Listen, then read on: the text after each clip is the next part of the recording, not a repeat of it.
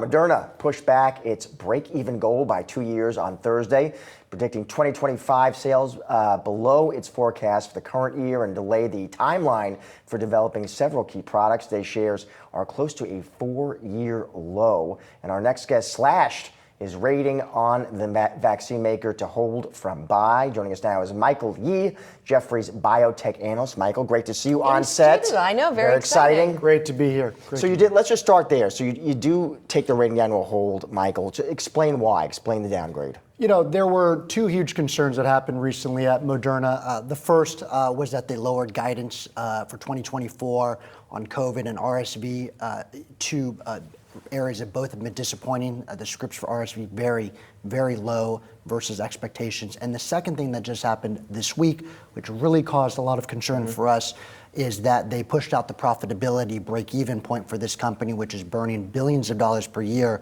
to break even from 2026 to 2028. That's a far way out. So two things are going to occur. One is that they are going to burn a significant amount of cash in that time point.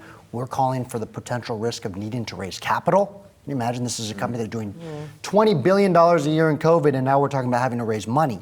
And the second is that we believe there's concerns over some of the projections as it relates to the pipeline, and so we just don't think that that revenue or break-even timeline is possible. We think they're going to have to raise money. When it comes to the pipeline, the idea, of course, was, okay, once we figure out that the mRNA platform works, we should be able to apply it to all kinds of things. That was the promise of this.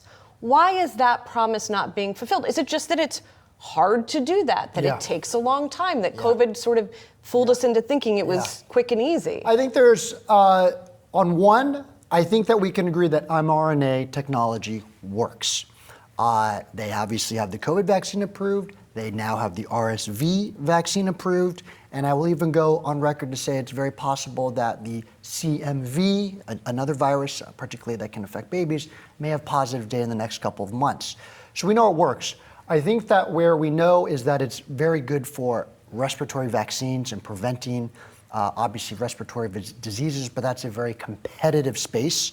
They're not the only player, and obviously part of the issue here, particularly with RSV, is that they were not able to hit any of the sales projections.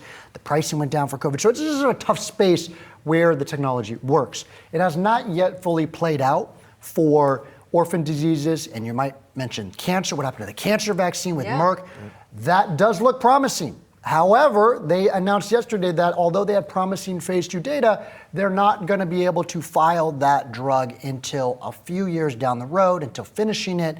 And contrary to expectations, the FDA pushed back and said, we want you to finish a phase 3. So we think it works, but things have been pushed out and they are spending way too much money. That is the problem. The revenues do not match the expenses. They are burning the cash. And like many companies, sometimes I think EV companies or whatever we're talking about, they really need to adjust it. We need to really adjust to the post-COVID time. So when you talk about these challenges, Mike, it sounds daunting. I'm curious, what stopped you from doing a double downgrade to go to sell? Because some of your colleagues on the street, I saw JP Morgan cut to underweight. Yes, there was a double downgrade today. There was another downgrade to hold. I think that on one hand, you do already have a significant pullback in the stock. It went from about 50 billion to 25 billion in the last couple of weeks or month. And so at 25 billion, a lot has been sort of priced in. I know the stock is only down modestly today, and so our call is more 12 months, we're going to see some more problems. And then also there is this potential for the CMV vaccine, which is going to have positive phase 3 data coming up. So I would just say that we definitely have some structural concerns over the medium to longer term. In the short term, a lot of the pushback today has just been, look, the stock is down a bunch, lots already been priced in, et cetera. Can I ask you, though, about that stock? Because it is down about 40% now, Michael, in the past 12 months. Do you think this company has the right leadership team in place to navigate the kind of challenges you're outlining here? It's a fair question. I used the word credibility in my last earnings note.